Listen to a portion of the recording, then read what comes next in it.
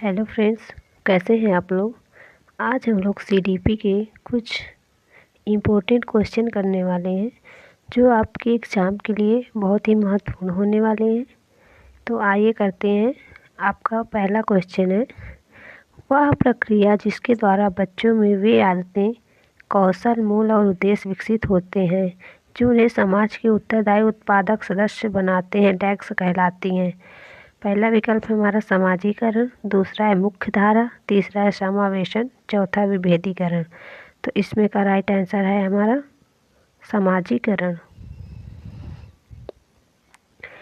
अगला क्वेश्चन है, समाजीकरण की प्रक्रिया में निम्नलिखित में से कौन सा मुख्य तत्व है।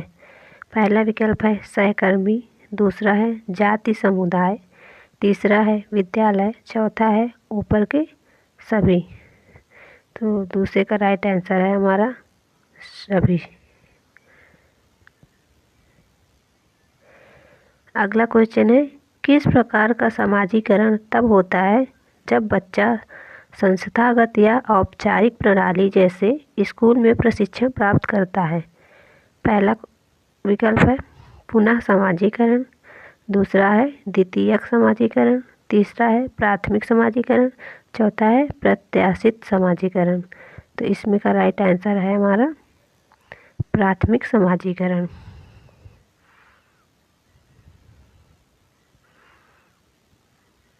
द्वितीयक समाजीकरण, इसमें का राइट आंसर है द्वितीयक समाजीकरण। अभिकथन ए, बच्चे सर्वप्रथम अपने परिवार में व्यवहार के तरीके सीखते हैं और मूल्यों और जीवन के मानदंडों को जानते हैं। कारण आर है, परिवार बच्चों के समाजीकरण की द्वितीयक संस्था है। तो इसमें का राइट आंसर हो गया हमारा तीसरा।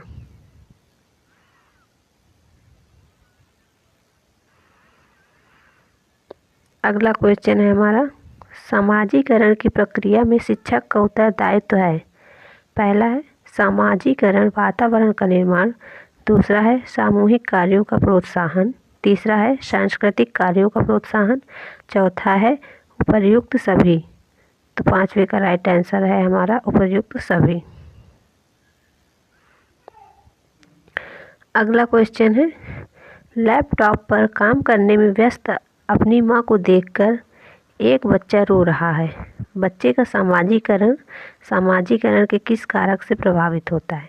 पहला है प्रत्याशित कारक, दूसरा है प्राथमिक कारक, तीसरा है द्वितीयक कारक, चौथा है प्राथमिक और द्वितीयक दोनों कारक। तो इसमें का राइट आंसर है हमारा प्राथमिक कारक। अगला क्वेश्चन है हमारा, जनसंचार माध्यम समाजीकरण का एक महत्वपूर्ण माध्यम बनता जा रहा है। नीचे दिए गए कथनों में से कौन सा सबसे उपयुक्त कथन है। पहला है संचार माध्यम पदार्थों के विज्ञापन और विक्रय के लिए एक अच्छा माध्यम है। दूसरा, समाजीकरण केवल माता पिता और परिवार के द्वारा किया जाता है। तीसरा, जनसंचार माध्यमों की पहुंच बढ़ रही है और जनसंचार माध्यम अभिवृत्तियों, मूल्यों और विश्वासों को प्रभावित करता है। चौथा, बच्चे संचार माध्यमों के साथ प्रत्यक्ष रूप से अंतःक्रिया नहीं कर सकते हैं। तो इसमें का राइट आंसर है हमारा तीसरा, जनसंचार माध्यमों की पहुंच बढ़ रही है और जनसंचार माध्यम अभिवृत्तियों, मूल्यों और विश्वासों को प्रभावित करता है। अगला क्वेश्चन है हमारा, प्राथमिक समाजीकरण से क्या तात्पर्य है।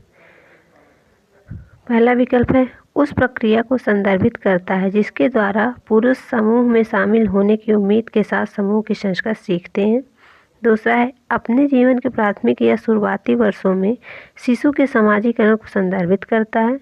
तीसरा है उस प्रक्रिया को संदर्भित करता है जिसके माध्यम से एक बढ़ता हुआ बच्चा अपने साथियों से सामाजिक आचरण में बहुत महत्वपूर्ण सबक सीखता है। चौथा है पूर्व व्यवहार स्वरूप को हटाने और किसी के जीवन में परिवर्तन के हिस्से के रूप में नए लोगों को स्वीकार करने की प्रक्रिया को संदर्भित करता है। तो इसमें का राइट आंसर है हमारा दूसरा, अपने जीवन के प्राथमिक या शुरुआती वर्षों में शिशु के समाजीकरण को संदर्भित करता है।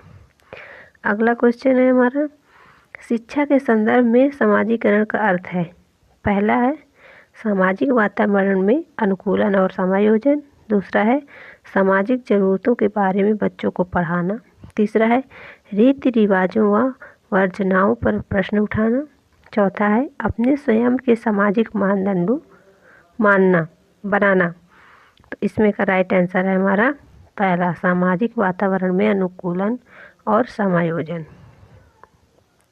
अगला क्वेश्चन है, मोहन किसी समकक्षी समूह का सदस्य है और परिवार के सदस्यों के प्रति उसमें उदासीनता की अभिवृत्ति और व्यवहार विकसित हो गया है। यह निम्नलिखित में से किसका परिणाम है? पहला है गैंग का प्रभाव, दूसरा है परिवार से उपेक्षा, तीसरा है प्राथमिक समाजीकरण, चौथा है द्वितीयक समाजीकरण। तो इसमें का राइट आंसर है हमारा द्वितीयक समाजीकरण। तो फ्रेंड्स, आपको वीडियो अच्छी लगी हो तो चैनल को लाइक एंड सब्सक्राइब जरूर करें। धन्यवाद। Thanks for watching.